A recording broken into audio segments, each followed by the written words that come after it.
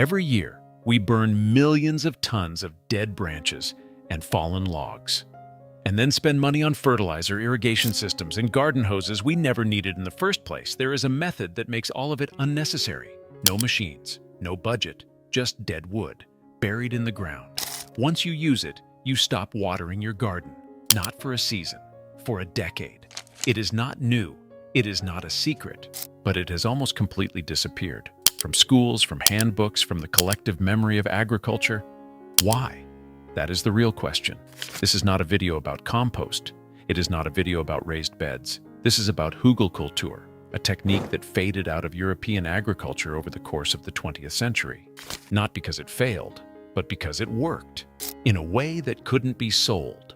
Over the next 10 minutes, I'll show you how a single buried log can turn your garden bed into a self-sustaining system that stores water, generates heat, and fertilizes itself for 20 years.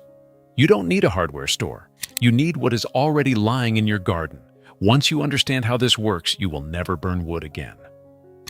1962. A 19-year-old takes over his family's farm in the Austrian Alps, between 1,100 and 1,500 meters above sea level. The agricultural board tells him it is barely worth trying. The soil is too thin, the slopes are too steep, the frost season is too long.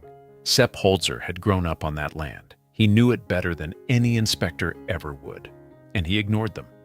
He began building mounds from logs, branches, and leaves, a technique that had been practiced for generations in Germany and Eastern Europe, but had quietly retreated from mainstream farming as agriculture industrialized after World War II. Within a few years, his farm, the Krameterhof, was producing kiwis, sweet chestnuts, and dozens of vegetable varieties, at an altitude where most crops refused to grow.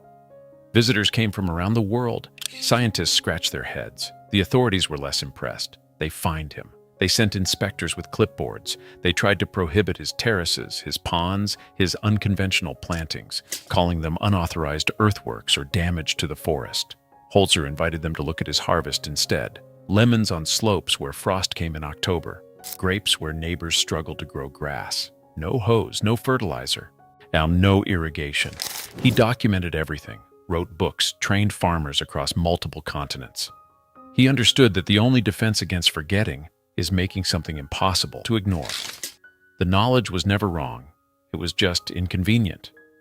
Here is what most people don't understand about dead wood.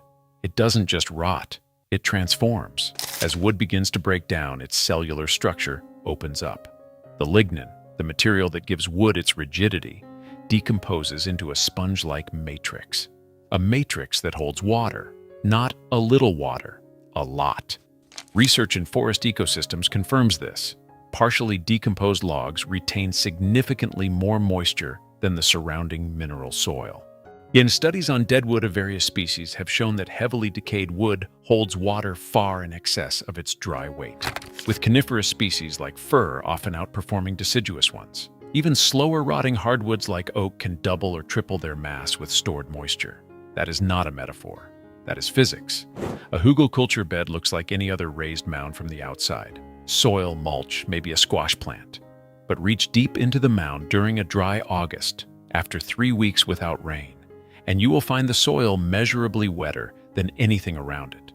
While the surrounding ground cracks in the sun, the buried logs below release moisture slowly and steadily to the roots above.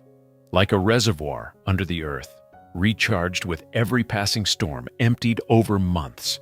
For gardeners, this means one thing: put the hose away. Not for a week, for years. Water is not the only thing happening inside that mound. Anyone who has ever reached into a compost pile in January knows the feeling. It is warm in there. Warmer than the air. Warmer than the frozen ground around it. The same principle works inside a Electroculture bed, but slower, steadier, and over years rather than weeks. Microbes and fungi break down the wood. This process is exothermic. It releases heat. Not enough to warm a greenhouse, but enough to keep the soil above the wood layer several degrees warmer than the surrounding ground. That warming extends the growing season. Seeds germinate earlier in spring. Late frosts that would kill young shoots on bare soil lose their bite over a mound. Tomatoes ripen weeks after neighboring gardens have already shut down for winter. And as the wood breaks down, it releases nutrients, nitrogen, phosphorus, calcium, not all at once, but over years. No boom, no collapse. A steady, reliable supply timed to the needs of the plants above. 3 systems, 1 mound, built once, no digging, no foundation. You start directly on the grass. The base is always the largest, oldest, most heavily rotted logs you can find. Hardwoods, oak, beech, maple, work best because they break down slowly and feed the soil for decades. Avoid cedar in large quantities as it decomposes slowly and its natural oils can inhibit microbial activity. Avoid black walnut entirely. It contains juglone, a compound that is toxic to many plants, and never use treated or chemically preserved wood of any kind. Stack the logs tightly, fill every gap with smaller branches and twigs. Every air pocket is a future sinkhole. Then comes the critical layer, nitrogen-rich greens, fresh grass clippings, aged manure, kitchen scraps. Decomposing wood is nitrogen-hungry. Skip this step and the microbes will pull nitrogen away from your plants, and you will spend the summer wondering why everything looks yellow and stunted. Finally, a layer of good topsoil and mulch. Water it in well during the first year. After that, the mound takes over. That is all. The rest happens underground, without you. So why does almost nobody know about this? The honest answer is uncomfortable. It wasn't banned. It wasn't suppressed. It was replaced, and we let it happen.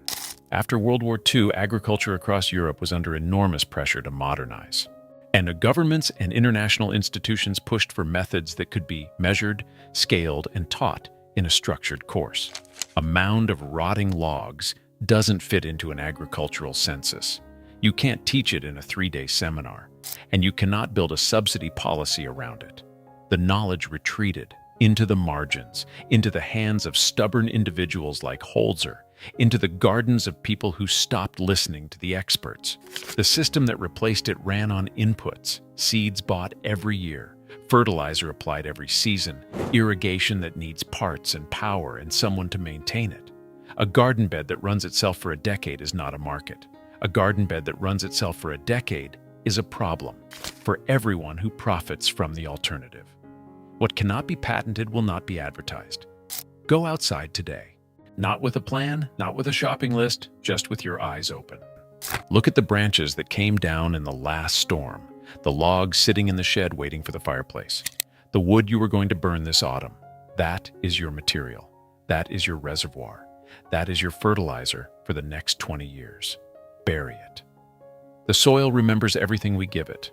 The question is not whether you can do this. The question is why you're still waiting.